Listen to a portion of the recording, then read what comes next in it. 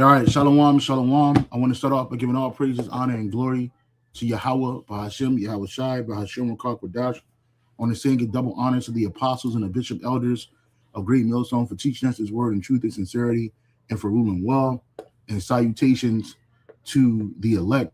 Lord willing, we're some of those men and women that believe and fear in the name of Yahweh, Bahashem, Yahweh Shai, and that are patiently waiting for the day of our salvation. Hey, I'm the brother Gabar Yahweh from Gmail. Hey, brother Salaki. I'm the brother Gabar Howard from GMS Hawaii, coming to you with another lesson. And this lesson is entitled Salaki. The title of this lesson is entitled "A Business Plot: The American Coup That Failed." Right, and so the elder apostle Gabar, elder apostle Ramla, they did a video earlier today entitled "A Daily Stream 118." Psalm 73, the International Bankers, and in it they mentioned Smelly Butler. The last couple of days, Apostle Gabar had been going live, and he mentioned Smelly Butler, and I kind of put like a couple of comments on his. I put a couple of comments on the live stream, and he showed it, but he didn't get an opportunity to go into it. So I figured since I had the time, I wanted to go into it because if brothers are familiar with Smelly Butler, he's the one that said war is a racket, right? In fact, here's a quote right here.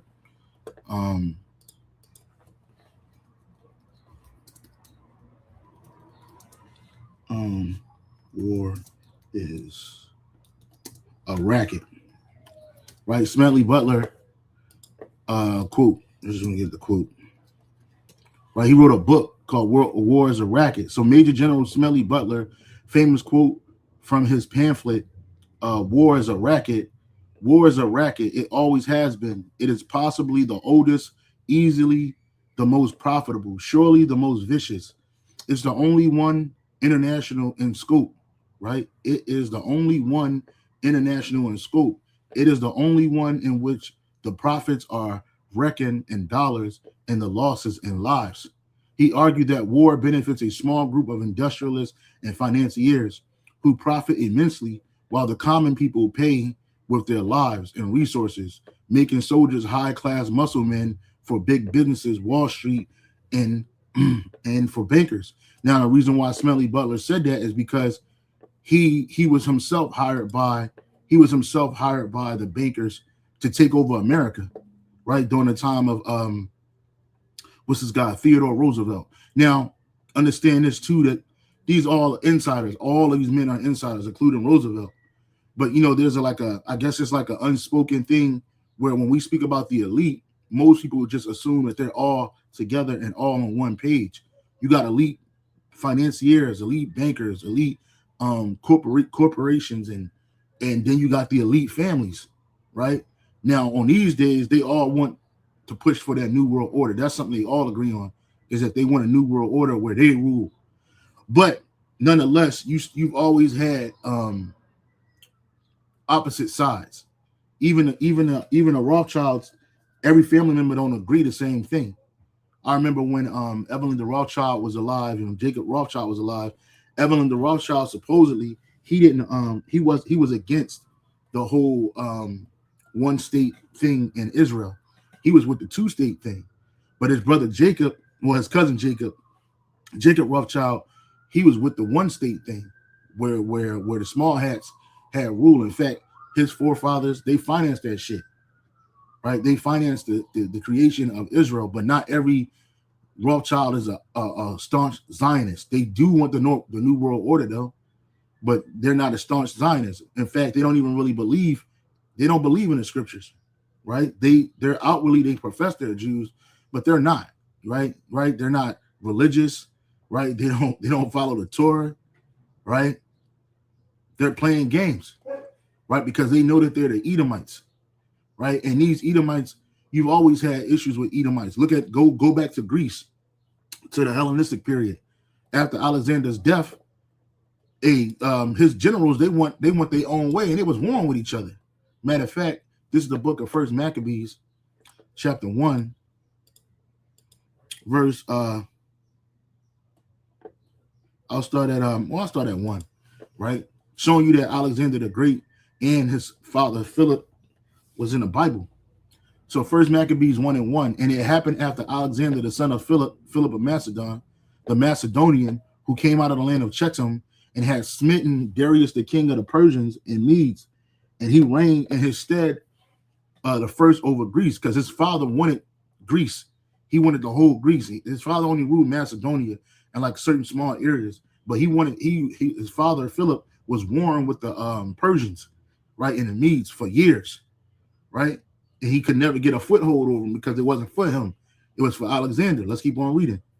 And made many wars and many strongholds and slew the kings of the earth, right, and went through the ends of the earth and took spoils of many nations, and so much that the earth was quiet before him, whereupon he was exalted and his heart was lifted up. So that pride was on him because he was winning. He was catching nothing but W's. And he gathered a mighty strong host, which is an army, and ruled over countries and nations and kings who became tributaries unto him, right? And that including Judea, right? And after these things, he fell sick and perceived that he should die. It says, wherefore he called his servants, such as were honorable and had been brought up with him from his youth. And those were the generals, right? Lysimachus, Cassandra, Ptolemy, Seleucid, these people. And it says, and wherefore he called his servants and such as were honorable and had been brought up with him from his youth, and parted his kingdom among them while he was yet alive, right? So Alexander reigned 12 years and then died. And after his servants bare rule, every one in his place, and after his death, they all put crowns upon themselves, so that their sons after them many years, and evils were multiplied in the earth. Now, when these evils were multiplied in the earth, you know, it was one, because they're Edomites and their wickedness that they spread, but two, these generals didn't see eye to eye, right? They were cool or working with each other together when Alexander was alive, because he was the boss man.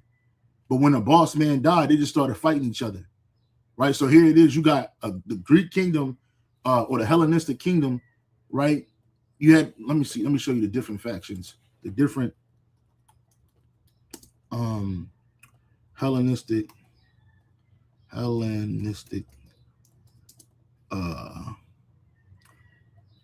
rulers, right?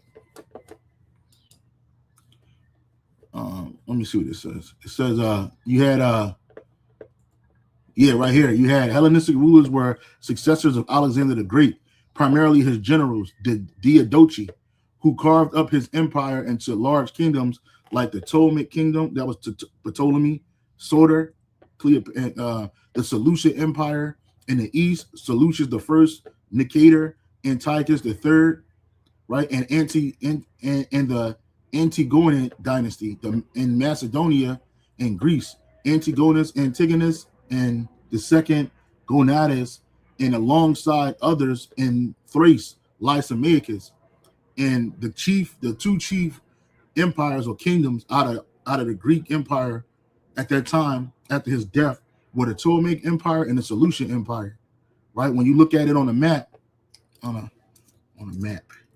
you look at it on a map, this is where they split it up. Let me give you a great example, right? So you had this right here. You had the it's not that clear. Here, right here. You had the Seleucid, you had the Ptolemaic, and you had the kingdom of Cassandra and the kingdom of Lysimachus, right? And then the kingdom of Lysimachus and Cassandra was smaller, but they were ruling. Like he had basically the Mediterranean Sea, right?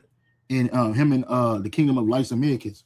But the two biggest kingdoms were the Ptolemaic kingdom and then the Seleucid kingdom, right? And these guys were all fighting each other, right? There was a bunch of infighting going on, Edomite shit, right? Because most people assume that Edomites all agree, and they don't, right? And that's on purpose, right? Because they don't really share a strong brotherhood within themselves. They're just a bunch of ruffians, man, right? For the lack of a better word. And so they would destroy each other.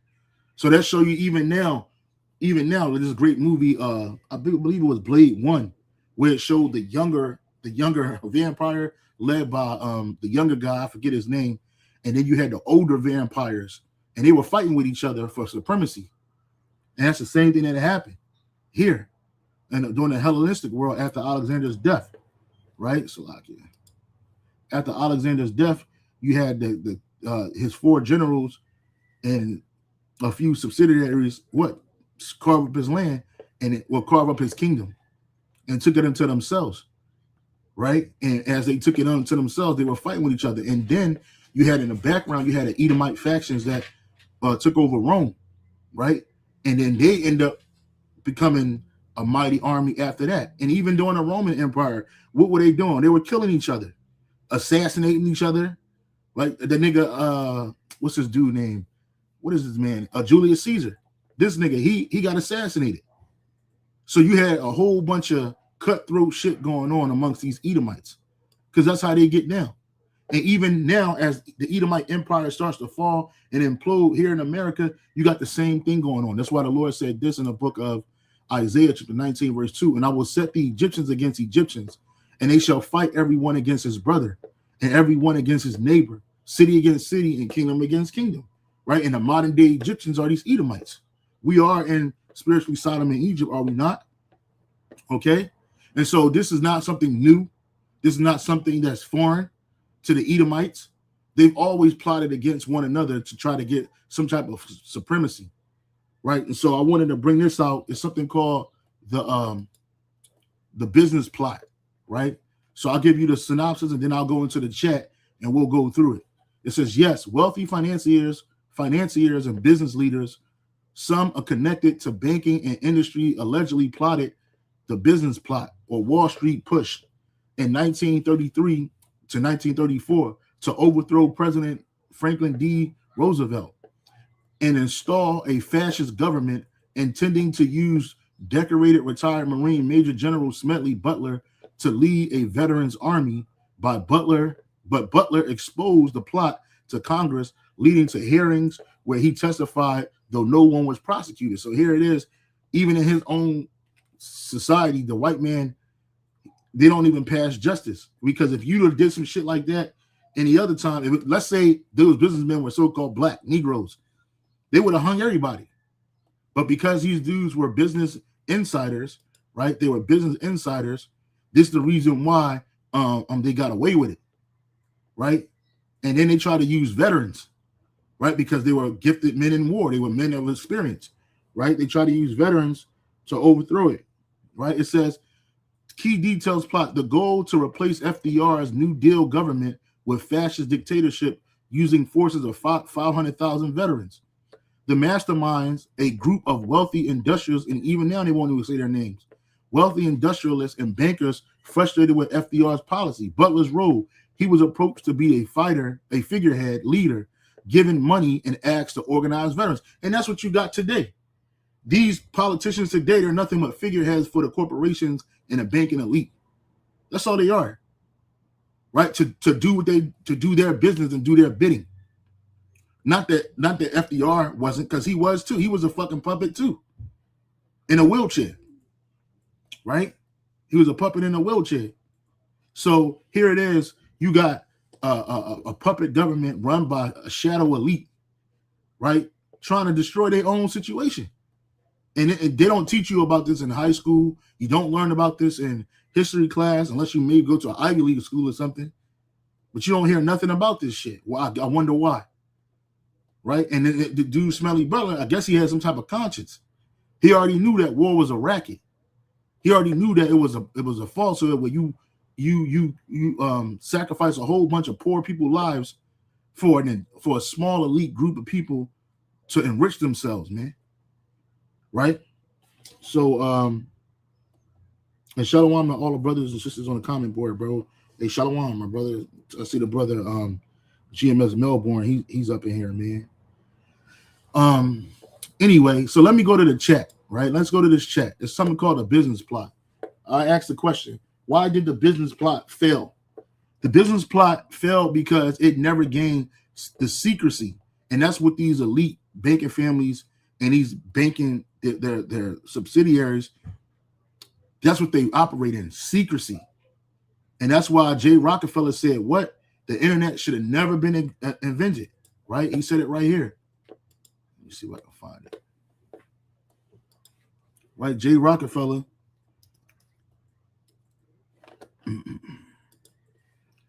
J.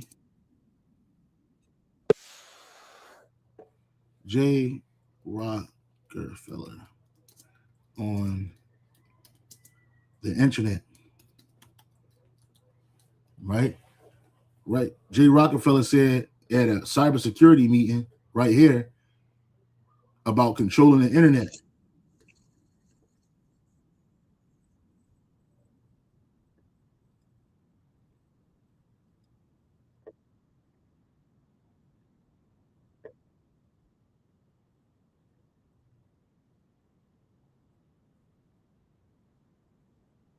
Yeah, let me play this real quick for you, brothers. Let me play this real quick for you. Just bear with me. I'm gonna let you hear it. Secrecy is their number one goal. Without secrecy, they have nothing, right? And because of that, secrecy is gone. Right now, they gotta operate way different than they did before, right? So this is J. Rockefeller. He's a scion of the Rockefeller family, right? This demon, right? Let me play this real quick. A full committee hearing on cybersecurity. And this comes within our purview on this committee. And not trying to be dramatic about it, when the internet was invented, everybody fell flat in their face. They were so thrilled. And the world began to do business in a different way. Now, both the President Bush's Director of National Intelligence, Mike McConnell, who I greatly respect, and President Obama's Director of National Intelligence, Admiral Blair, who I greatly respect, have labeled cybersecurity perpetrated through the internet as the number one national hazard of attack on the homeland in West Virginia, in West Virginia, America, or anywhere else. So, it really almost makes you ask the question, would it have been better if we never invented the internet and had to use paper and pencil or whatever? And that's a stupid thing to say, but it has genuine consequence. Yeah, and that consequence is that it's revealing you. It's revealing the banking elite. It's revealing your mode of operandi, right? It's revealing your secrets slowly but surely. And that's why they using all these different mechanisms to curtail the internet, right?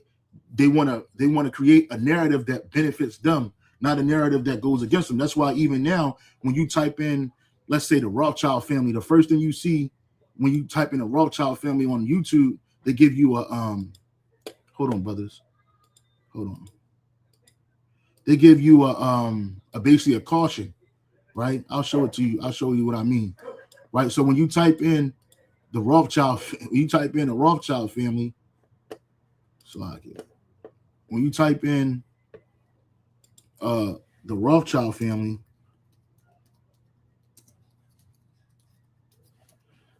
this is what pops up. You see this right here? It's like a warning. Wikipedia: the Rothschild family is a wealthy Ashkenazi Jewish noble banking family originally from Frankfurt. The family documented history starts in the 16th century. In 16th century Frankfurt. Its name is derived from the family house Rothschild, built by Isaac Elkin Bacharach, right? And then, like, normally, if you type in like the Rothschild family NWO, right? You see these, this what pops up, right? Then you go to if you go to one of the videos, this is what you'll see, right? So that's just a short. Come on, brother.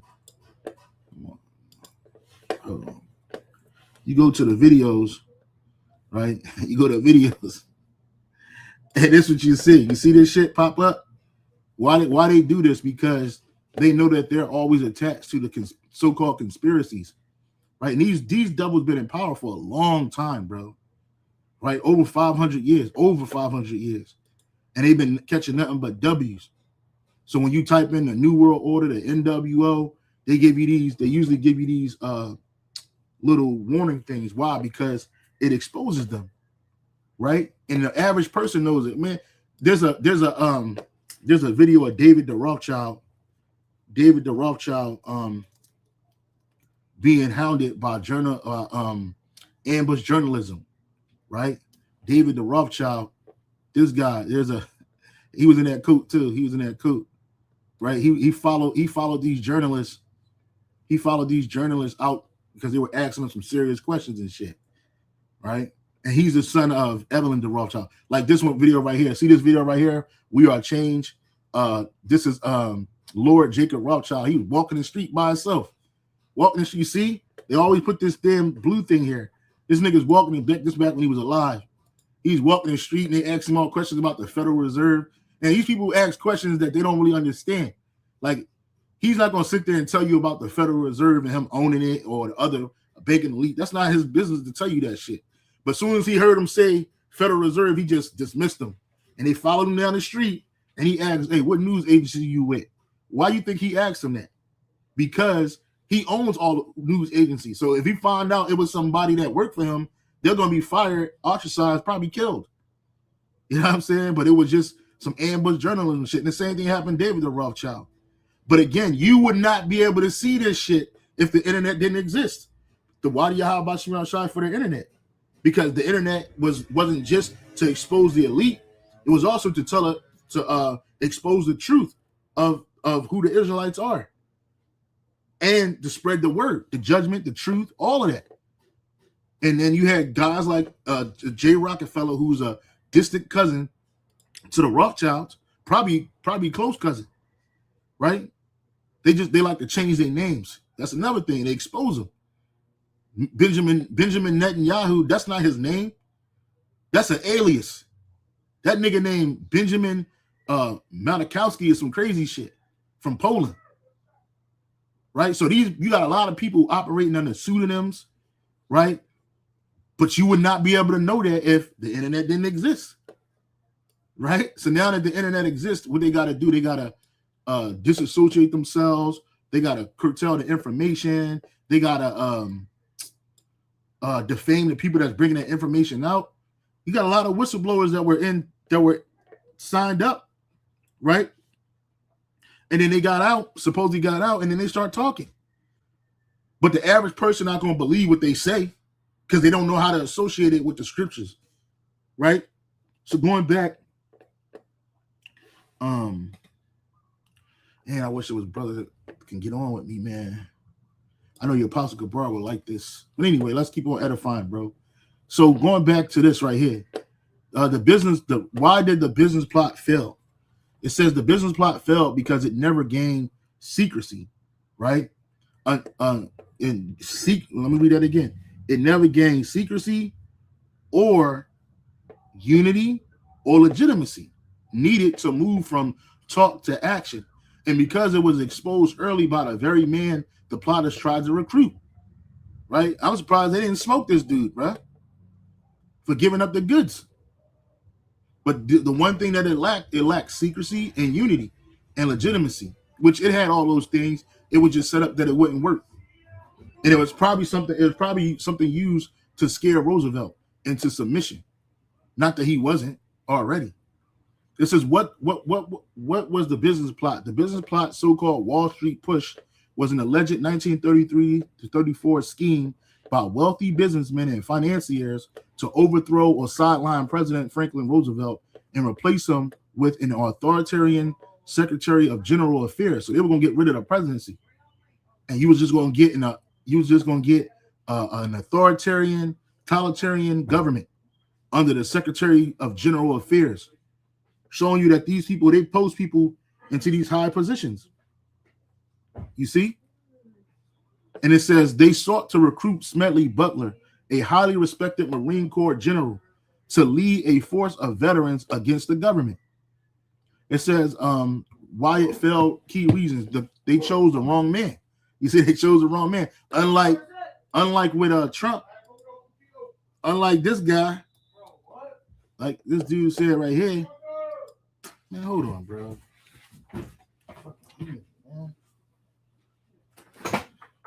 Shit, bro. fucking heathen. I hate living here, bro. Fuck, man. This guy right here, he's the right man.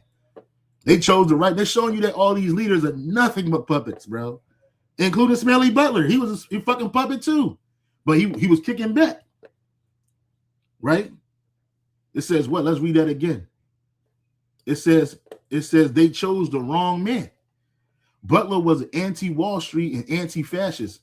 Instead of joining, he reported the plot and later testified under oath. Without Butler's credibility and leadership, the plan collapsed. No real mass support. The plotters assumed veterans could be mobilized, but there was no organized army, no unified command, no popular backing. Veterans were angry about benefits, not eager to overthrow the Constitution for bankers. So these bankers, they used, that's why he said it. All, was it Michael Rivera? All wars are bankers' wars, bro. All wars are fucking bankers' wars, man. All right? All wars are bankers' wars, right? Michael Rivera. I believe this is it right here. This is the documentary right here.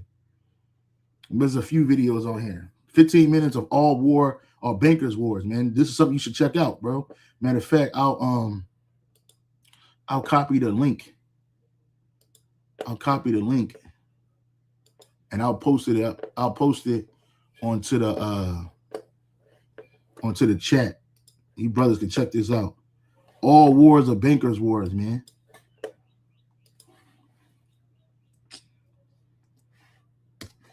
Yeah, I posted it up to the chat. You brothers get time, you can check it out. Anyway, this is why they said that, right? Because that's what they want. And that's why another reason why even now they don't try to galvanize the veterans. Because most veterans that lead the military, we're what? We're disillusioned with the military, with global politics, with the country. Because you get treated like shit. So they thought that they're going to use a pseudo army, a military, to back them, right? And get some puppet, give him some money, right? And some prestige, and he'll do it. And this dude said no. Exposure stopped momentum. Butler went public and testified before McCormick Dickinson Committee, a precursor to HUAC. Once exposed, plausible deniability, and they love that. They love plausible deniability, vanished, and participants backed away. So when he exposed them, plausible deniability wasn't there for them no more, right? The New Deal undercut the plot. Roosevelt's early New Deal measures stabilized banks, created jobs, and reduced revolutionary pressure. The crisis atmosphere, which the New Deal was brought on by the bankers anyway, right? The New Deal came after what? The bank collapse of 1929. And then this dude came up with the Social Security card, the birth certificate, all of that shit. Well, I don't think he came up with it by himself, but you know, the think tanks, they came up with all of that shit. The track citizens to use them as collateral for the banking elite. So it wasn't like the New Deal was anything good, and especially for the so-called Negro at that time in America, and the so-called Native American, it wasn't shit for us. So it says Roosevelt's early New Deal measure stabilized banks, created jobs, and reduced revolutionary pressure. The crisis atmosphere, the plot depended on, was fading, not escalating. Elite cowardice. Those involved preferred influence without risk. When exposure threatened reputations and fortunes, they retreated. Unlike European fascist movements, U.S. elites weren't willing to die or go to prison for it. And they still not. Why no one went to prison? The plot never reached execution. So you telling me a group of highly connected individuals, banking elites in America, they didn't go to prison because it didn't reach execution? Come on, bro. Even if you tried to plot to overthrow the government, man, you still gonna be locked the fuck up. You don't get no pass for that. But when you're the elite, you do. Evidence showed intent and discussion, not overt acts. That's why you got something called, look something up called the what is that shit called? The Patriot Act. They was locking people up just for having group sessions at their crib, talking. Powerful figures denied involvement. Of course they did. Congress exposed it, but did not prosecute. This doesn't mean it was harmless. It means it was preempted. Bigger takeaway: the business plot failed because power tried to rule without legitimacy. Well, great. Well, check this out. When you read, and this shit is happening now, and it's going to happen even more. But when you read in the GNT, right? When you read in the GNT, second Ezra chapter 15, right? Second Ezra chapter 15 in the GNT. Okay, it says this. Let's start at verse 14. The world, it says, the world and the people in it are doomed. The war that will bring their destruction, which is the World War III, is very near. Nations will arm themselves to fight against other nations. That's happening right now. There will be great political turmoil. This is the focus I want. There will be great political turmoil with one group trying to overthrow another and gain control while ignoring the legitimate government. So this happened before, it's happening now. Especially we in a midterm year right now. This dude Trump, he said, "Hey man, we gotta win the midterms. If we don't, they're gonna what do you say? He said they're gonna impeach me." Right? So, and then you got another a round of politics coming up in 29, right? Where they running, where the new president is gonna get in there. So what would happen if we at war, right? And you got the voting thing going on, and then you got a new president, a legitimate government, but then this dude don't want to relinquish power, or his cabinet don't want to relinquish power, right? They're gonna be fighting each other, and it's the same thing. It's the same shit that been happening, bro. Ain't nothing new under the sun. You see? So it says, big takeaways, the bigger takeaways, the business plot failed because the power tried to rule without legitimacy. The military refused to be politicized. And that even now, the military is in a pocket of the government. They truly are the muscle for the bankers now. Right? You got some generals that try to, speak up, but then they get fired. So they never can. No one general can take a whole battalion or group of soldiers and fight against America. It's not going to happen. They don't have that power like that. And they all insiders and work for the elite anyway. The plot relied on secrecy and elite coordination that never solidified. It is a reminder that authoritarianism often begins in the boardrooms before the streets, and that exposure early, incredible can stop it. Well, it ain't nothing going to stop it because it's still a plot. That's why you got this precept right here. It says Psalms 64:8, so they shall make their own tongues to fall upon themselves. All that see them shall flee away. So here it is. These things that these people are plotting, right? You got people like Smedley Butler, or you had people like Smedley Butler, John Todd, Linda Thompson, all these people that were insiders that now they are trying to expose it as if the American people can be galvanized to fight against it. These people are dumb, stupid, and overweight and sick. They can't do shit. They ain't in a mindset to doing nothing. They only care about their, how their life is going to be personally affected. So Americans can't do nothing. When they talk about Americans, they ain't talking about you so-called Negroes, Latinos, and Native Americans, bro. They're talking about these homegrown Edomites here in America that love America, right? It says right here, I says, why did the bankers not want the New Deal to succeed? Short answer, the New Deal directly threatened the way major banks and financiers had accumulated power, profit, and political leverage before 1933. It didn't just regulate them, it restructured who controlled money, credit, and the risk in the United States, which now we know, that quote that they say that Meyer Amschel Bauer didn't make, right? It says what? Give me power over the making of a nation's money, and I care not who makes his laws. Who makes his law? It says the phrase "give me control over a nation's money supply, and I care not who makes its laws" highlights the immense power and controlling currency. Suggests that whoever managed money can influence the economy and consequently political outcomes. more effectively than lawmakers. And we know that that's what the super elite have done, right? So they have these central banks, right? You got one in America called the Federal Reserve. Nothing federal about it. They work with the government, but they're not a government entity. That's why that dude, the guy Powell, he don't care about Trump bringing up charges against him. Ain't shit gonna stick, right? And they're not gonna change it, and they don't have to account to anybody. They got a free printing press.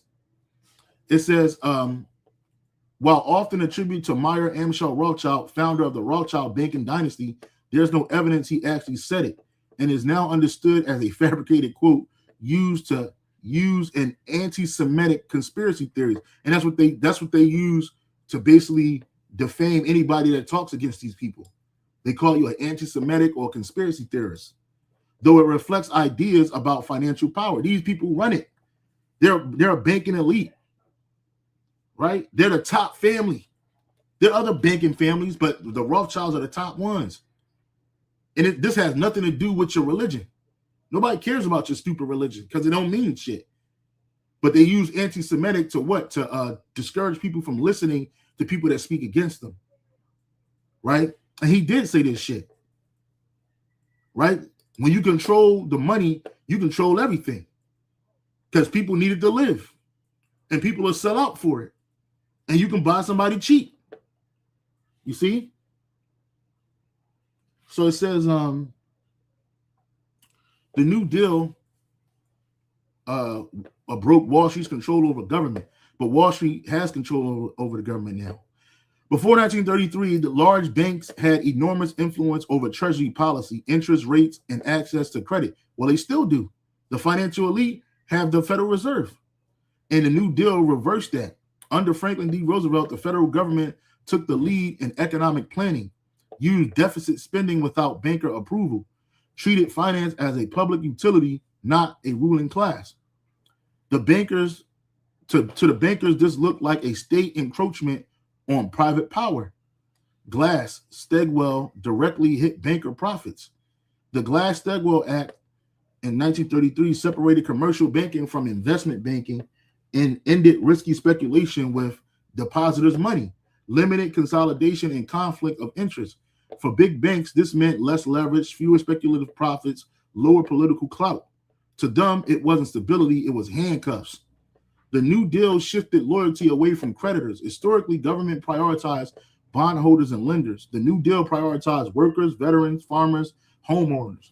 Programs like job guarantees, mortgage relief, and Social Security meant that the state no longer existed primarily to protect creditors from losses. Now you do. You do. Through your mortgages and your job guarantees and your Social Security, you help the bankers protect against their losses. From the bank's view, if the government cushions failure over leverage, our leverage disappears. Well, what happened in 2008? What? Too big to fail. Remember that? You remember that? Too big to fail? Too big to fail. These bankers, there's a movie called that too. Right? Right? Too big to fail, or TBTF, describes financial institutions or companies so large and interconnected that its failure would cause catastrophic damage to the entire economy, leading governments to provide bailouts to prevent collapse, essentially subsidizing risky behavior and encouraging moral hazard. Yep. The term gained prominence in 2008 financial crisis when the major banks and auto companies received government support to avoid systemic economic meltdown, prompting reforms like the Dodd-Frank Act and to regulate such entities. Right? So you got too big to fail now. You see? It all makes sense, bro. And this guy, Smelly Butler, he try to expose it, man. It says the bankers fear precedents, not just policy. The New Deal suggested a dangerous idea to them. Markets exist to serve the people, not the other way around. If accepted, banking could be permanently regulated, which now is not. Profits could be capped in crisis. Nationalization, see, all they care about is money. Profits over people. They don't care about the crisis. They'll even bring a crisis to make more profits. Nationalization would no longer be unthinkable. This fear wasn't paranoia, it was historical memory. In Europe, during the same era, elites saw banks nationalize, assets seized, regimes topple. They worried the U.S. might follow. The New Deal weakened crisis leverage. Financial elites often gain power doing what? Doing what? Chaos. Order ab KO, baby. Order ab KO. And that's what you see going on today. Somebody's making money. They're not one of them who says you want to make money. What he says, you want to buy. You want to buy when blood is running in the streets. Right? You want to buy. It says buy when there's blood in the streets, even if blood is your own. As a famous quote often attributed to Baron Rothschild, the phrase is a classic investment adage suggesting that the best time to buy assets is during periods of extreme market panic or crisis when prices have fallen dramatically due to widespread selling. You see? And that's what he said. He meant that shit. That's where they make their money at. They make their nut. That's what they call it, making my nut. I got to make my nut. You know, these Edomites are devils, bro. And that the economic system is complete witchcraft, bro. This is the book of Micah 2:1. Woe to them that devise iniquity and work evil upon their beds. When the morning is light, they practice it because it is in the power of their hand. They covet fields and take them by violence. You see what's going on in Venezuela. You see what happened all throughout the Middle East and North Africa, and houses and take them away. So they oppress a man in his house, even a man in his heritage, man. You see? The book of Isaiah 29:15. Woe unto them that seek deep to hide their counsel from Yahweh Bashem Shai, and their works are in the dark, and they say, who seeth us? Who knoweth us? You see? Right? And that was for Jake at first. Now it's for these devils, man. That's how they work. They work in secret. Right? In the daytime, these niggas in the dark room, conjuring up demons, trying to get Satan to get them some economic strength, man. Right? That's what they do, man. You know how they do. Right? It says the New Deal weakened crisis leverage. Financial elites often gain power during chaos. Credit freezes, bank failures, government desperation. That's how they make money. It says Roosevelt stabilized the system too fast. Bank holidays restored confidence. FDIC stopped bank runs. Federal spending created demand. And you think he just, Roosevelt was just sitting up in a room and he came up with all these ideas? No. The banking elite gave him a new way of doing business. Right? Stability reduced Wall Street's ability to say, only we can fix this on our terms. Ideological opposition. Bankers saw it as collectivism. Many elite financiers sincerely believe hierarchy is natural. Markets reward the fit. Mass democracy is unstable. To them, the New Deal looked like mob rule, wealth redistribution, a step towards socialism or worse. The ideological fear helps explain why some elites flirted with authoritarian alternatives instead. Well, Houston Mullins said that the banking elite, they love a dictator. Right? He said they don't love a socialist. They want to deal with rather a dictator. Why you think Trump is in there? Right? It says why the opposition was covert and not open. They couldn't say we oppose feeding the hungry and employing the jobless. So resistance took subtle forms. Is not this man a subtle beast? He was more what? Subtle than the rest of all the field? Let me see if I can find that.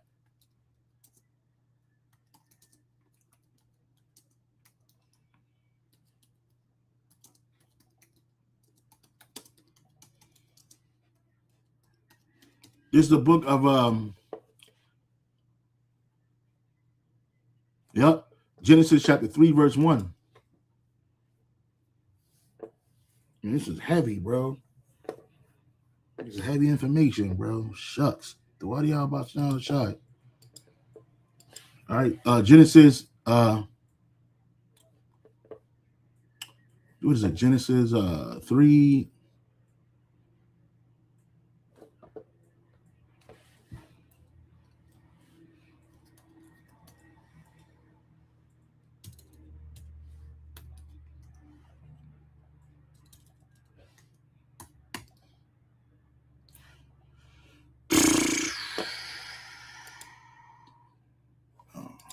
Slack it, brothers. Genesis 3 and 1, often interpreted as Satan was described as more subtle than any beast of the field. Genesis 1 through 15. Let me get that. Genesis 1 through 15.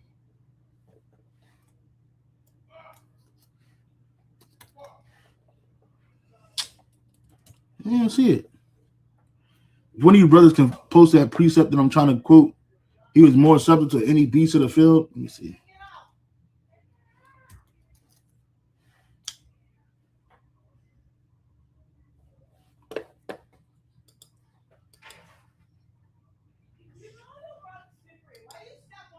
Oh, that's 1, 3 and 1. Genesis 3 and 1. I hate these fucking heathens, bro. They loud and fucking stupid and they fucking ignorant. I hate these people, bro. Genesis 3 and 1. Now the serpent was more subtle than any beast of the field, which Yahweh, by Shem Yahushua, the power had made. And he said unto the woman, yea, have the Most High said, ye shall not eat of every tree of the garden. That word for subtle, I bet it's going to go into cunning. But that word for subtle in the Hebrew is I-rawum, right? Which is what? Subtle, shrewd, sly, crafty, shrewd, sensible. You see? And that's what this man is, man. They like to do things subtly, but still destroy you. Subterfuge. It says, why opposition was covert, not open. We oppose feeding. It says they couldn't say we oppose feeding the hungry and employing the jobless. So resistance took subtler forms: capital strikes, withholding investments, media campaigns, legal obstruction, behind the scenes lobbying. And this context is why episodes like the business plot even became convincible. So I said, is it safe to say that in these modern times that Wall Street and corporations have political hold now? Yes, it is fair to say that in modern times, Wall Street and large corporations hold significant political power, but it's more accurate to describe it as a structural influence rather than total control. It says, and look, nothing but Edomites, Jamie Powell. Money dominates access, not votes. Corporations don't usually decide elections directly. They decide who gets heard, which policies are realistic, what options are kept off the table. Campaigns are expensive. That reality gives Wall Street, big tech, defense contractors, and farmer and energy firms privileged access to lawmakers of both parties. So they own both sides of the coin. This dynamic accelerated after Citizens United versus FEC, which allowed unlimited independent political spending, just like in Rome, right? Did ancient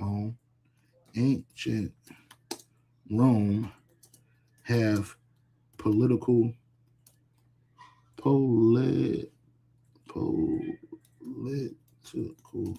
spending? Right. It says yes. In ancient Rome, ancient Rome had significant political spending, primarily through elite patronage, lavish public works funded by generals, emperors to gain popularity, lavish games, feasts, cure, and large-scale bribery and client serving, especially during the late Republic, often using personal wealth and state funds from conquest to secure loyalty in offices. So it's the same thing that's happening today. Ain't nothing changed. Lobbying is now a parallel government. Lobbying isn't persuasion anymore. It's policy writing. On Capitol Hill, many bills are drafted with industry lawyers. Regulators depend on the industry data. Congressional staffers routinely rotate into corporate jobs. This is called regulatory capture. Agencies meant to regulate an industry slowly begin to serve it. The revolving door locks in loyalty. The typical pattern: work in government, regulate or oversee in an industry, leave for a high-paying corporate role, return later as an expert. This creates future incentives. Don't anger the people who may employ you later. No conspiracy is required. The system rewards compliance. Wall Street shapes policy through risk narratives.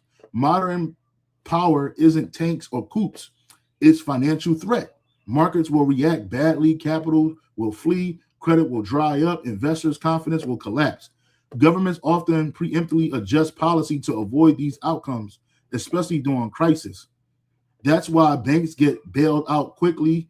Austerity is imposed on the public. Losses are socialized, gains privatized.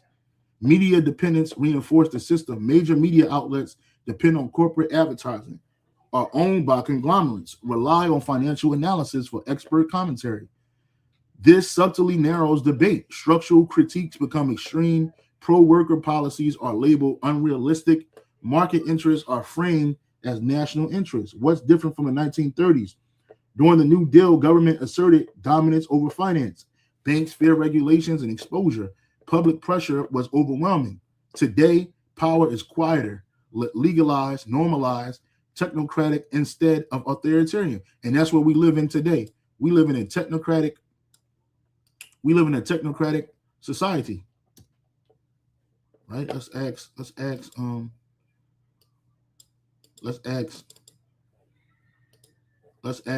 see what technocratic is. Because we do live in a technocracy. We do. What is technocratic? It means to rule or governance by technical experts in systems rather than by popular debate or moral argument.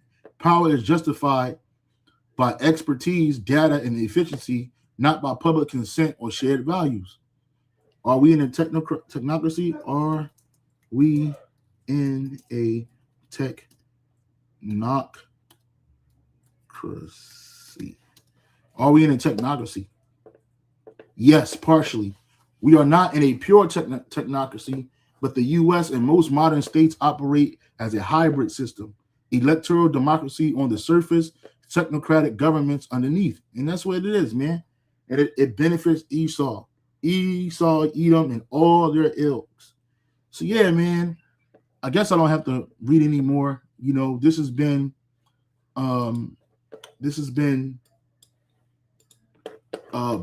business plot, the American coup that failed, right? Or did it, right? That's the question. Or did it fail, right? Because it may not have failed, right? So I hope you were edified. I hope you got something from this, man. And Lord willing, I'll see you on the next go around, man. May the Lord continue to bless each and every last one of us, giving all praise and honor and glory to Yahweh, by Hashem, Yahweh Shai, by Hashem Kakadash. Double honors to the apostles and the bishop elders of Great Millstone for teaching us his word and truth and sincerity. And shalom to the elect. Keep pushing, keep striving. We almost out of here. Shalom.